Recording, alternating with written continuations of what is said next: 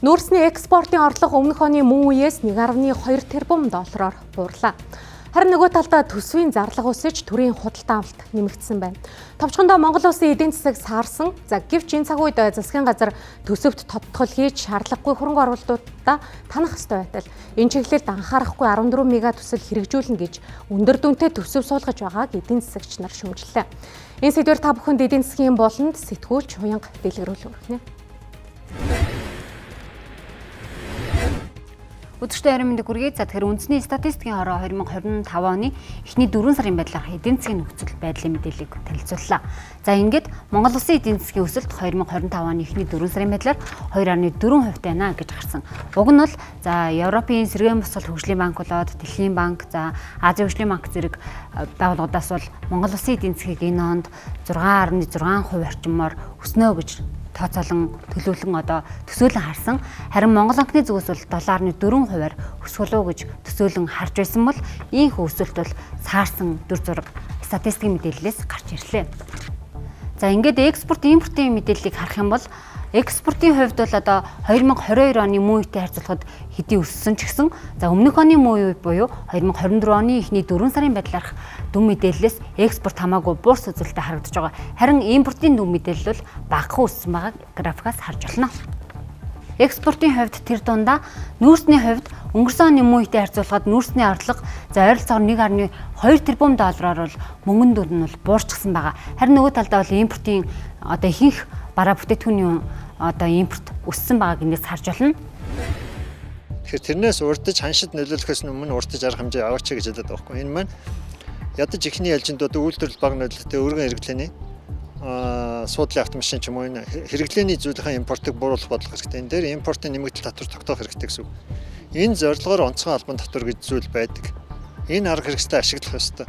Одоо цаашдаа эдийн засгийн хурцтай өсөхгүй тэлэхгүй гэдэг нэг нь тодорхой болчиход байхад статистикийн мэдээ гарахыг хүлээнэ гэх юм бол энэ бол дэндүү харамсалтай хэрэг бол.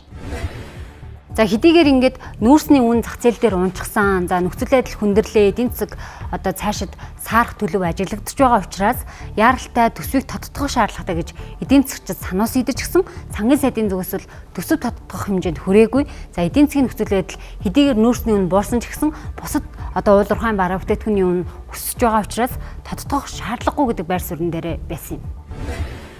Эхний 3 сарын байдлаар бол хил гаргах бит хэмжээний зорилт маань бол унчаагүй байгаа. За хэдийгээр өөрөөр хэлбэл биржийн арилжаа унсан. Яг хил дээрээс цаашаага давуулах экспорт хийх бит хэмжээнүүд нь бол унаагүй байгаа. Өөрөөр хэлбэл тэнд үүссэн байгаа агуулгууд маань бол тодорхой хэмжээнд цаашаа татагдаад яг гайлын мэдгээр хил давах төлөв биелэгдээд явж байгаа. За гэвч нөхцөл байдал бол эсрэгээрээ эргэж байгааг эдгээр тоо мэдээлэлээс харж болно.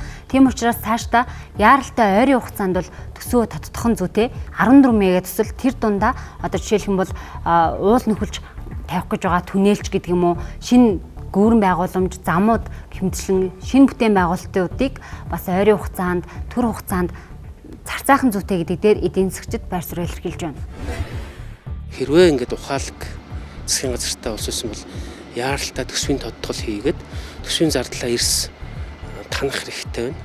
Ингэжээж бид нэр дараад нь яг жинхэнэ хүн цохилт ирэхэд нөгөө эмзэг бүлгээ хамгаалах боломжтой бол ажилгүйдэл ядуурл өсөж байна. Энийгээ дагаад ингээд нийгэмтэй ирээдүйдээ үлдэх байдал өндөр болсон байна л гэдгийг харуулад байгаа юм. Тэгэхээр бид нар бол яаралтай төсвийн тодтголоо хийгээд илүү дотоод зурлуудаа танаад тэгээ яг ингээд хүнд нөхцөлд ажиллаж байгаа эмч, цагдаа, багштай эдэртэй очих хангамжаа нэмэгдүүлэхгүй бол за ингээд энэ мэтчлэн нөхцөл байдлаас үүдээд цаашдаа бас валютын ханшинд ч гэсэн нөлөөлөл гарч ирж байна.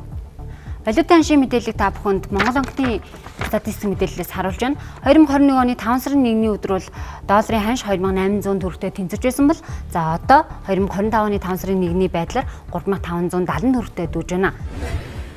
За Монгол банкны хувьд бол хэдийгээр валютын ханшин дээр дамд байгаа ч гэсэн бидний хувьд энэ олон улсын нөхцөл байдлыг хараад ер нь хангалттай хэмжээний валютын нөөцтэй байх нь бол зайлшгүй шаардлагатай байгаа. Тэгэхээр төв банкны хувьд бол нэгдүгээр зорилт бол энэ нөөцөө хадгалаад явна.